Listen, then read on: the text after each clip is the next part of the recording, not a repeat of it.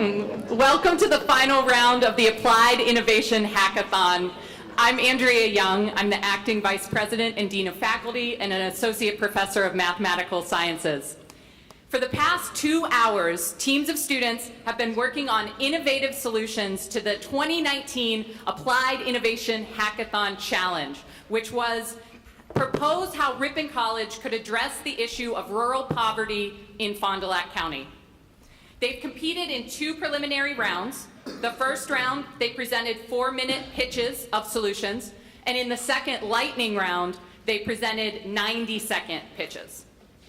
What you're going to see right now is the top 4 teams will take the stage and present their 4-minute pitches to a team of celebrity judges who I will introduce shortly. The Applied Innovation Hackathon is just one of the events we've had on our inaugural Catalyst Day. Today, students, faculty, and staff, and community members, and you watching at home have come together to share knowledge and to celebrate Ripon College's achievements and our students who have participated in the Catalyst curriculum. Our Catalyst curriculum we believe to be singularly unique in the nation. It crystallizes essential skills for success in the workforce, graduate school, and life. And it presents them through a core of liberal arts courses taught by faculty from all disciplines in the college. This morning, our Catalyst 300 Applied Innovation students presented the culmination of an entire semester's worth of collaborative problem-solving work. Our Catalyst 210 Intercultural Competence students participated in a leadership, diversity, and inclusion retreat. You all in this room participated in the Applied Innovation Hackathon, and after the hackathon final round, we will have a very exciting keynote address. Today has just been awesome. Thank you to all of you, to all of our guests, both those who are here in person and those who are joining us virtually. It's been wonderful to experience as a community all that Ripon College students can do and to joyfully celebrate you and your achievements. Before we start the final Applied Innovation Hackathon round, I would like to introduce our celebrity panel of judges. So I'll ask them to stand and wave for you like celebrities do. Ed Wingenbach, Acting President of the College, Vice President and Dean of Faculty, and Professor of Politics and Government.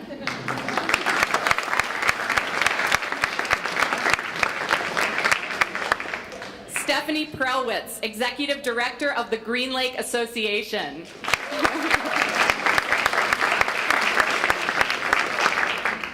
Alan Engelschenschild, Vice President of Global Engineering Innovation at Alliance Laundry Systems.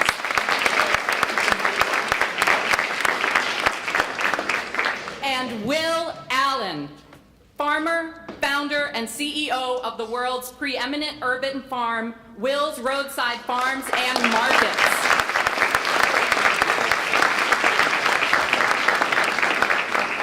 Will also be our keynote speaker immediately following this competition round. The round is going to proceed as follows. I will call each of our 4 finalist teams up on stage. They will introduce themselves, and then the presenters from the groups will have 4 minutes to give their 4-minute pitch. There will be time for a question from the judges. Any of the members of the group may answer that question. The timer, Andy Prelwitz, will give you a hand at 1 minute, and he'll count you down your last 5 seconds, just like in previous rounds. So without further ado, our first finalist team is team number 9, the Ceresco CoOp. Please come to the stage.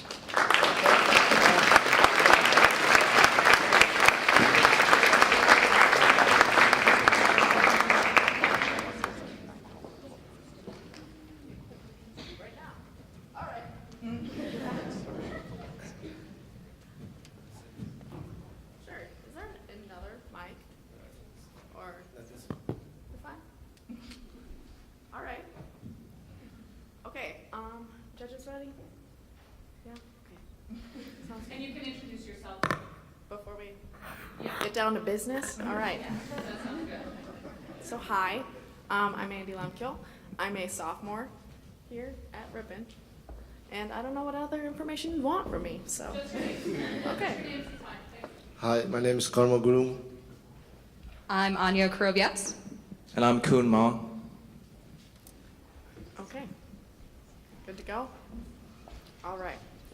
So, with the prevalence of food deserts and malnutrition in the United States, our group focused on the sustainability of local farming as an agent to address some aspect of poverty, especially in rural communities. This is especially important to us because in East Central Wisconsin, 11.9% of the population lives at or below the poverty line. Additionally, this is very important to us because it's the number one the UN sustainability goal that we are tackling, and food is important because it affects the physical health in the present and future, which can correlate to an increase in healthcare needs and costs. Additionally, it affects education as students who are malnourished will have less ability to focus on studies and are more likely to need to balance a job, which may affect their performance, therefore affecting their chances to go into further education and limiting their future prospects. This just furthers the cycle of poverty. So we propose an organization of Ripon College, local businesses, independent farmers, because as we found, farmers in general are twice as likely to live in poverty as the general population, and organic farming startups that will be called the Ceresco CoOp to target this present issue of food sustainability and low incomes for farmers in the community. This will directly combat poverty in the rural population through ensuring a basic income for farmers through field sharing to avoid nutrient depletion, and cuts down on capital expenditure by machine sharing. The food will go to those who invest in the co-op, such as Ripon College, school districts, perhaps nursing homes, and independent families. Really anyone interested in getting more local and fresh foods in their diets. And because we will have the shares through CSAs, they'll have a greater ability and fewer costs from field and machine sharing to lower these costs so low-income families can actually afford this. Additionally, this operation will be run by a handful of volunteers of interested, independent farmers. This project would also be assisted by a new interdisciplinary Catalyst 220 course in the areas of business or economics and biology. Internship opportunities for students with agricultural interests will also be extended so that the farmers and others will be able to find a labor source that will be mutually beneficial, so the students will also have this to put on their resume if they would like to go into this in the future.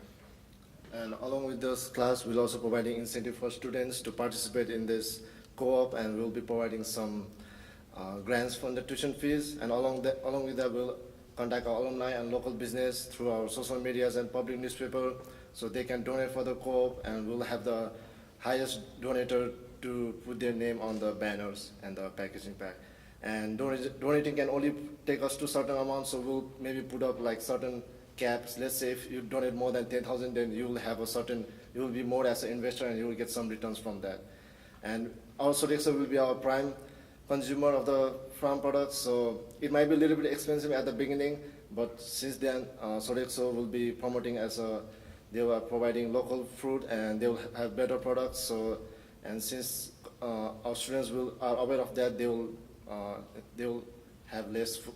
They'll be wasting less food. This is going to be an excellent opportunity for the college and the community to interact in a positive way.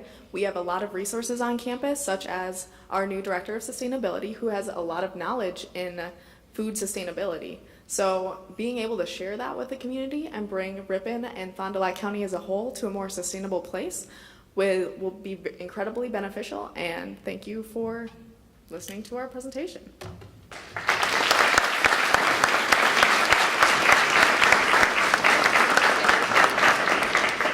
So we have time for a question from our judges. Can you give us a sense of how many farmers you'd be able to directly affect with this project, if that's the goal, is to alleviate farmer poverty? All right, so we're going to extend this opportunity to any sort of agricultural business, which we can get that information from the cities and the county in general. We will be extending it to any sort of independent farmers. Independent farmers struggle especially because there are a lot of costs in order to start a farm and to be able to sustain that without joining a larger corporation. And when you join a larger corporation, then they end up owning some of the things that farmers generally would have by themselves, so such as like hoop houses. They can buy land and fields, which is then directly property of larger businesses. So when you have more independent control and local control, you have more of an ability to take care of your fields the way you would like to do things ethically, and we would be contacting all of independent farmers or people nearing the end of their contracts with larger businesses. So this is a very agricultural community. It is Wisconsin. That's one of the things we're known for. So we would have a large base of people to contact at first and hopefully be able to join and invest. Great, thank you.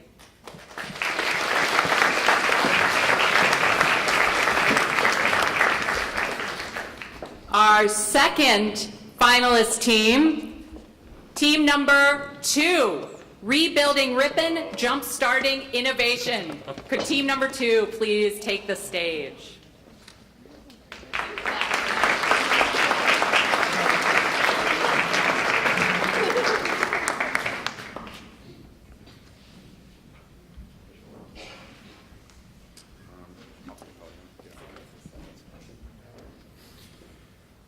So as Professor Young stated, our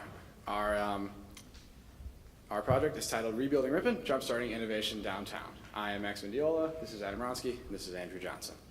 So when we were looking at the poverty crisis in rural Wisconsin, the thing that we keyed in on was that there's a lack of sustainable jobs for these people to have, and by giving these people sustainable jobs, we think that we can help get them out of poverty. Specifically in Fond du Lac County, 12.6% people live in poverty, and since the recession, while jobs in urban areas have been able to grow and recover, unfortunately in rural areas, the jobs have not been able to recover. So employment rates in rural areas are still pretty low, which creates this cycle of poverty in rural areas especially. And of course, Fond du Lac County is not immune to that. So we want to use USDA loans in order to start more businesses and give people not only opportunities to start their own business, but also jobs at these businesses that are sustainable and not as seasonal as some rural jobs are. So specifically speaking, Ripon College would apply for U.S. Department of Agriculture Rural Business Development grants. These grants range between $10,000 and $500,000. This funding is somewhat similar to what was used for the Wilmore Center. However, this does not need to be repaid to the U.S. Department of Agriculture. According to the USDA website, this is designed to be used for, quote, rural business incubators, among other things, and this is what we would plan to do in Ripon. So we would design a program where potential local business owners could come and pitch their idea for a business to a committee of both Ripon students and faculty. The winning ideas of this would receive funding through these USDA grants administered by Ripon College. And obviously, we would want employers that are focused on 21st century relevant jobs, so perhaps in the technological industries, and we would want companies that are going to meet UN Sustainable Development Goals. In addition to this, we would ask the City of Ripon to provide funding for the utilities for these startup businesses for their first 1 to 2 years of existence. Obviously, this would somewhat mitigate the large startup costs that can come with operating a business. This would only cost the city approximately $600 per year per business. After the first 24 months of operations, this business would begin repayments to Ripon College. They would pay 5% of their profits per year back to the college's fund until they had entirely returned the amount they were given in the first place. Some examples of this working in the real world include Live, Give, Save, which is a financial tech startup in my hometown of Red Wing, Minnesota, or Site Savvy, which is a website management firm in Yakima, Washington. Both of these were paid for by similar grants through the U.S. Department of Agriculture. So a lot of these benefits are not only for the businesses locally, but also, or not only for the new businesses that would start up, but also for the businesses that are already in town, as the downtown foot traffic would increase, and generally the commerce downtown would actually just increase because of new businesses coming in. Also, this would really help benefit Ripon College, as this committee that consists of students and faculty and administrators that decide whether these businesses get the money from the funding would obviously give students kind of a foot in the door for a lot of these businesses to get both internships and jobs, even potentially jobs after they graduate, which could help keep people in the rural area of Ripon and Fond du Lac County. A big problem with rural unemployment being so high is that a lot of people move from rural areas to urban areas seeking jobs, as there's just no jobs in the rural area. So we think that by providing people opportunities to create new businesses, that will create a lot of new jobs in the area and maybe keep people in the rural areas and halt maybe the urban immigration that's so commonly seen throughout America. Thank you, and question, I guess.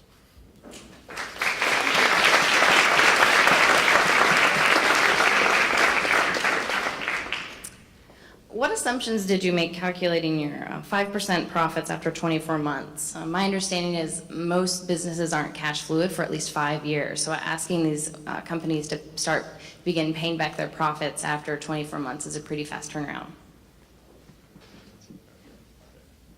So what we thought was for the first 24 months, they'll be getting that, hopefully that utility kind of leniency from the city, so they wouldn't be paying for those kind of, a lot of those startup costs that may cost them, you know, kind of nickel and dime them along their way of starting. So we figured that in the first 2 years that they could have a reasonable profit margin by that time and begin paying back to the loan. That way the program that is helping create these new businesses is sustainable in itself, as well as it could keep reapplying for these USDA loans, but it will create a sustainable program within itself. That was our hope by that. I would just add on to that, if the business isn't profitable after that time, we obviously would not make them start repaying it. It would only be once they become profitable. Thank you.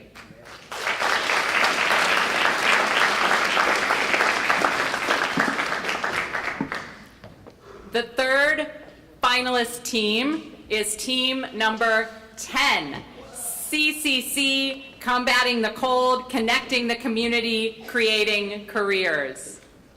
All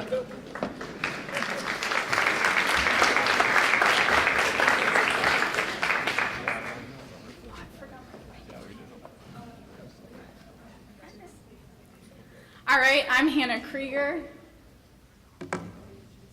Yes. Hanan? Ali. I'm Adrian Granados. And I'm Abby Korb.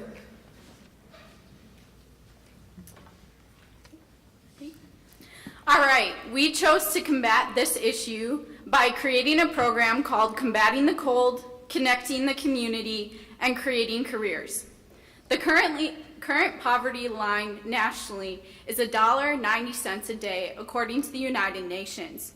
In Fond du Lac County, 8,497 people out of almost 102,000 are in poverty.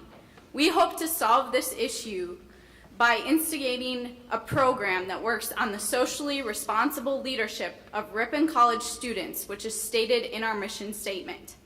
It is proven in social psychology that helping others makes you feel better, and by developing our leaders, we hope to create self-sufficient individuals. We propose a semi-structured 20-hour Catalyst community service requirement before students reach the 300 level. This would give them an opportunity to be face-to-face with community members and solving problems long before they reach their seminar level. By doing so, they are more experienced and aid the community. The programs that these individuals would participate in during their community service would involve social contact, self-sufficiency, and would help these individuals help others. Some of these programs include traveling to Fond du Lac homeless shelters. The first program we propose is a blanket creation program. These individuals would spend a specific slot of time making blankets not only for themselves to help combat the cold, but also to help those in their community. This not only gives Ripon College students time with impoverished individuals, it also teaches those impoverished individuals self-sufficiency and how to help others in similar circumstances. We would also propose cooking classes that could also be used to not only feed their families and feed others, but also would give them useful skills that they could later use within the workforce. We would also propose a thrift store exchange program which could be implemented throughout the county. Individuals would again spend a specific slot of time working alongside Ripon College students where they would work to earn a coat for themselves or family members, which would also help combat the cold, which is detrimental to the poverty in Wisconsin. Within the Ripon campus community, we would propose changing the Collaborative Learning Center to the Community Learning Center. There we would host resume and book building programs where these individuals would build upon their literacy skills and resume skills to present themselves to create jobs for themselves. All of these things build upon the principle of self-sufficiency or self-actualization, which becomes how much we can do to make the best of ourselves. And according to Maslow, this is the highest tier of the social hierarchy. Therefore, by combating the cold, connecting the community, and creating careers, we can help individuals to help themselves while teaching our students the skills they need for their seminars. Thank you.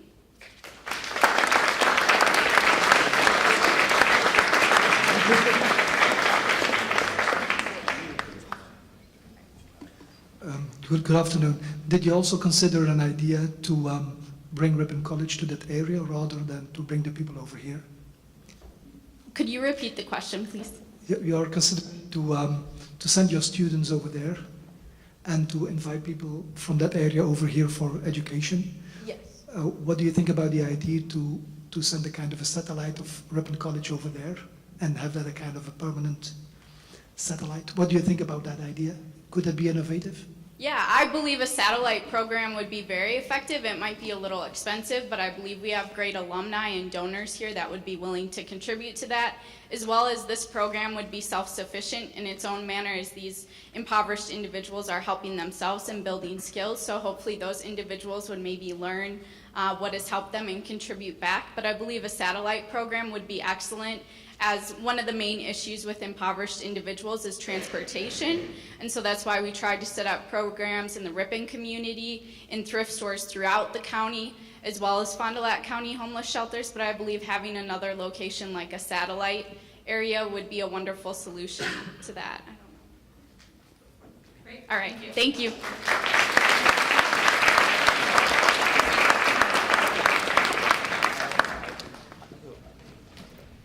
And last but not least, our final team to join us on stage is team number 7, Food for Thought, Washing Away Retention Issues in Schools.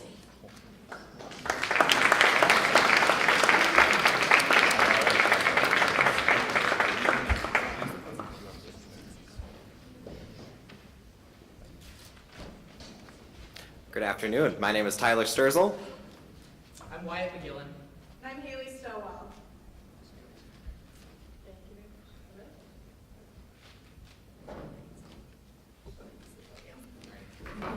Sorry about that. All right, well, thank you everyone for being here. We were tasked with creating an innovative solution that is also feasible to address poverty in our local area that Ripon College could help implement, that also relates to the United Nations Sustainability Goals.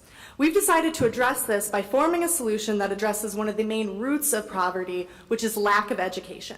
But before we get into our solution, we have to have an idea of the scope of our problem and how it relates to education. The Global Center for Education asserts that the best way to combat poverty, not only in the United States, but globally, is to give people the basic skills that they need to read, write, and do basic math. These aren't the skills that people acquire in education at the collegiate level or the high school level, but rather from the very start of their education at elementary schools. So we think that reinforcing elementary school education is fundamental to solving the issue of poverty. But elementary schools have two main problems when it comes to engaging with low-income students. The first is chronic absenteeism in students from lower income brackets, and the second is a lack of full nutrition for those students to effectively succeed in school. We believe that Ripon College, through a simple program, can attempt to solve both of these problems within the Ripon community as well as the Fond du Lac County as a whole. Chronic absenteeism has been studied in depth in the United States, and one of the leading causes in low-income students is that they simply don't feel comfortable going to school, largely because they don't have the ability to clean their own clothes at home. They don't have washers, dryers, or laundry detergent, and these students don't feel comfortable going, so they're chronically absent. Schools that have actually installed washers and dryers for use by low-income students have seen a 93% rise in those students actually going to school and being in attendance, a foundation for success in the long run. Moreover, we believe that Ripon College as a pillar in the community can coordinate with Alliance Laundry Systems and the local community to install low-cost or even free washers and dryers for the use of these students. But in order to fix nutrition, Ripon College needs to go further to help these students in their day-to-day life. Many students live almost entirely on the free or reduced lunch that they get in their school programs. These students go home and they often don't even have a dinner to eat in the first place. Allowing these students to take home the food that isn't eaten from either their local cafeterias or even encouraging Ceresco Food Services at Ripon College campus to pack up and actually give this food that would be wasted and thrown away anyway. not only contributes to environmental sustainability, but allows the students to get 3 meals or at least 2 meals a day that they need to effectively work in their elementary school, to get the basic skills necessary to bring them into middle school, to empower their high school education, and ultimately to allow them to break the chains of generational poverty that have racked the United States for decades.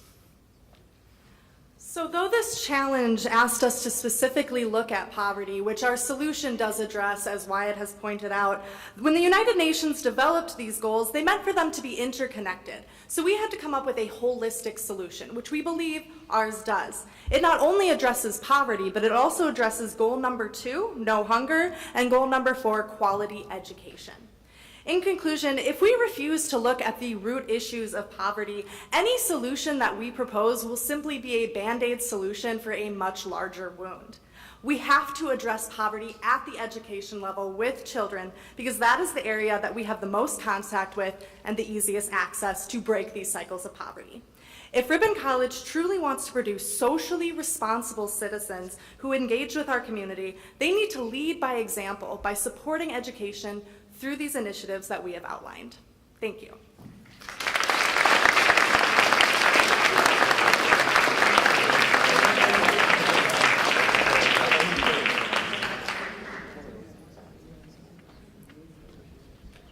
We have time for a question from our judges. We were consulting about who wanted to ask, but how would you plan to deal with a likely challenge here of the regulatory limitations on using, redistributing unused food from commercial enterprises like Ceresco? Sure. So in the United States, there's actually federal laws that protect any business that gives food that they wouldn't use to people for issues of charity. So if you actually redistribute this food, you're federally protected from any potential liability that would be caused from it creating sickness or anything like that. And that's a legal protection that's been in place for decades, but organizations simply haven't been using because they fear the liability that doesn't even exist in the first place. We believe that those would actually protect organizations like Ceresco and these school programs for providing free food to children who are in need in their elementary school and middle school education systems.